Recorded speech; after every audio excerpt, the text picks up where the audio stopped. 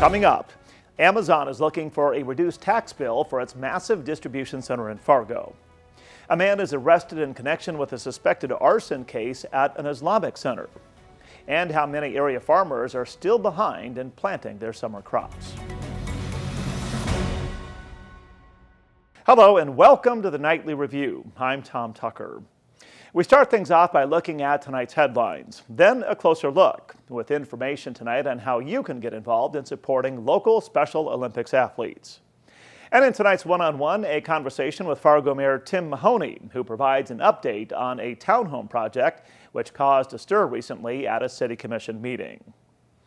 But first tonight, Amazon is requesting a $22.6 million reduction in assessed value for its new distribution center in North Fargo. A real estate tax manager for the company appeared before the Cass County Commission Board of Equalization to ask the value be reduced from $119 million to $96.8 million. The decision has been delayed until the Commission's next meeting set for June 20th. The city assessor's office has listed the building as above average, but Amazon officials describe the building as average. A man has been sentenced in connection with a riot in Fargo 2 years ago. The unrest was related to the death of George Floyd. Court records show 25-year-old Patrick Porter was given house arrest and probation yesterday on charges of causing vandalism and destruction. Porter was seen throwing chunks of concrete at police officers during the riot on May 30th.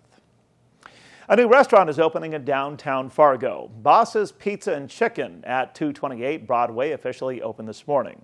We're told the place offers 36 specialty pizzas, roasted chicken, and hours aimed to delight night owls. Weekdays, the place will be open until 3 o'clock in the morning, and Thursday through Saturday will remain open until 4 o'clock in the morning. The Red River Valley Fair Association wants to expand its campground facilities. Officials presented a plan to the City Council to see if an ordinance amendment could be made for an expanded standalone campground. The plan would nearly triple the number of campsites at the Red River Valley Fairgrounds. A suspect is in custody in connection to a fire set early Sunday morning at the Islamic Center in East Grand Forks. Police say a curtain inside the building was set on fire.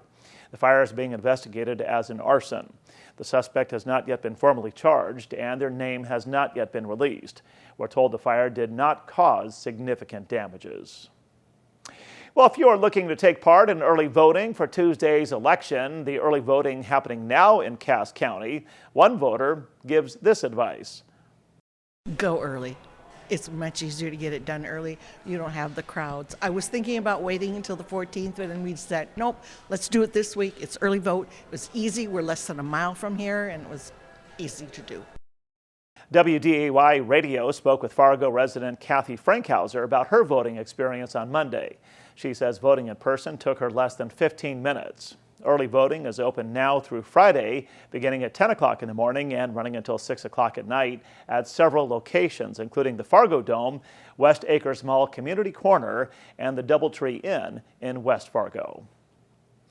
The first woman to serve on the North Dakota Supreme Court has died.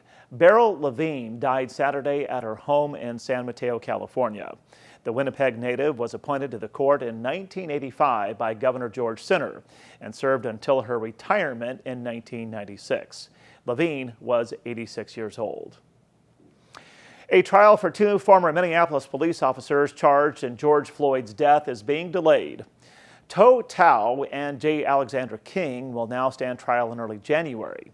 The two have already been convicted of violating Floyd's civil rights in federal court earlier this year. Former Minneapolis police officer Derek Chauvin was convicted of killing Floyd after he knelt on Floyd's neck while trying to detain him. Minnesota farmers are making progress on planting crops, though many are still behind schedule. 55% of soybean crops in the state are planted compared to the 5-year average of 80% at this point in the season. Minnesota is also behind on corn planting with 82% of the ground compared with a normal 92% average.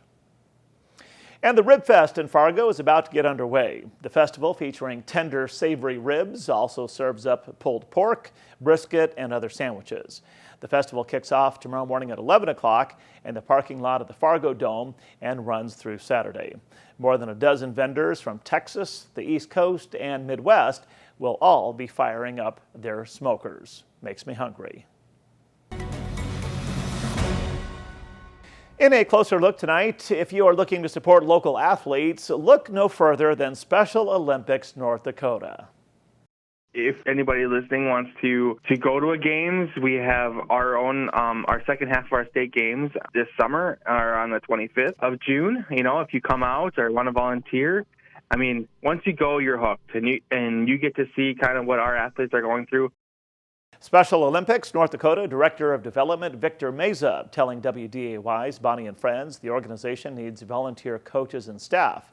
Meza says coaches are in high demand and says volunteers are asked to donate 1 hour of their time per week for 8 weeks. We are always in need of volunteers, especially coaches. With the way COVID hit us and stuff, and I don't want to say this the wrong way, but you know, people kind of stopped getting together and stuff like that. Mm-hmm. So our volunteerism has been down and things like that. If you are interested in getting involved with North Dakota Special Olympics or maybe learning more about volunteer opportunities, be sure to check out their website at specialolympicsnd.org. The next state-level games in North Dakota take place June 28th. Meza says 5,500 athletes are competing right now at the national games in Florida. Those games run through June 12th. Well, thanks for choosing the Nightly Review as your source for local news and information. If you'd like to help support our efforts, please be sure to subscribe and hit the bell button below and tell a friend about the report. Well, not much in the way of sunshine for us to enjoy this afternoon, but will that change anytime soon? Meteorologist Justin Storm has the answers in the forecast from the Skywatch Weather Center.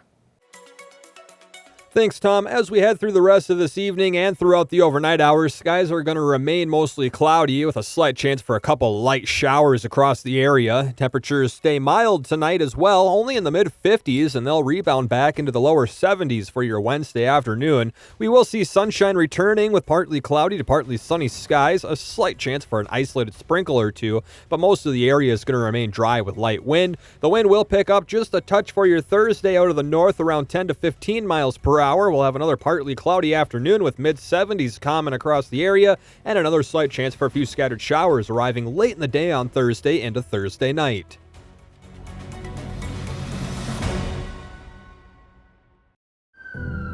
It could happen to you or someone you love. One moment, one diagnosis can change everything. Thankfully, there's a program that helps caring people uplift families through a crisis. Lend a Hand Up, raising financial help and hope through community benefits and online campaigns. A program that boosts generosity so gifts go further. Lend a Hand Up helps you help your neighbors. Learn more and give at lendahandup.org.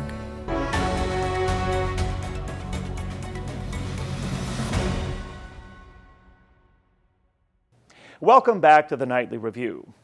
My guest tonight for the one-on-one is Fargo Mayor Tim Mahoney. He's talking about the latest on a proposed townhome project in the Roosevelt Neighborhood, which caused a stir at a recent City Commission meeting. After failing to meet the original contract deadline, Roars Construction and Development has filed an application for a building permit for the project, announcing the company is ready to move forward. I first asked Mayor Mahoney his thoughts on where things stand right now. We got the news today that Roars Construction has applied to do the 7 condominiums in the Newman site. We're very excited about that. The breach of contract letter is not even to them yet, and they're offering a solution. This will be a good time to have a discussion and have a mediation about what we need to do to go forward. So I'm excited that this has come in early, and we will continue to work with the Roars Construction and see what we can do with the Roosevelt Neighborhood to get a solution. So what about the breach of contract letter from the city to Roars Construction? Is that still in play, or is that now dropped with the developer apparently ready to move forward? No, because there was a breach of contract. What will have to happen, there has to be further discussion on the TIF and how that is going to be paid in the future years, when this is going to be done, if some of the TIF revenue would go to the Roosevelt Neighborhood. So there's some discussion points which the attorneys would talk about before it would come back to the commission. Actually, a breach of contract has 60 days. So in those 60 days, you would hope that you come to a solution. How optimistic would you say you are right now that the city and Roars Construction can actually work out details once again to allow this project to move forward? Well, this is a much better offer than his first offer, so I'm very pleased. He's heard from the neighborhood. They want to get this thing done. They want to have the condos ready to go for people. It also has to be reviewed now over the next 3 weeks. There's a slight change in initial plans where garages were to go in the back. This shows them in the front. So I think we're going to have a discussion again with the developers. And this is where typically you do is you sit down and have discussions of what does the neighborhood expect and what would you might make for the community. So am I correctly perceiving your attitude now that you're optimistic that both sides will work together to keep this project moving forward? Well, this is a very good faith effort, Tom. And what I would say is that I'm optimistic we can work it out together. I think the developer now is coming forward with a quicker time plan than we had before. And that will bode well for the neighborhood. They would like to have something break that visual area between the apartments and the neighborhood. And these townhomes are a nice visual break to that.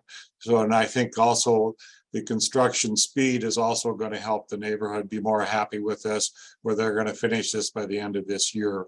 So I think it's a huge step forward and feel that we should be able to work it out. We are now a week out from the election. How are you feeling right now with regard to your chances at winning re-election?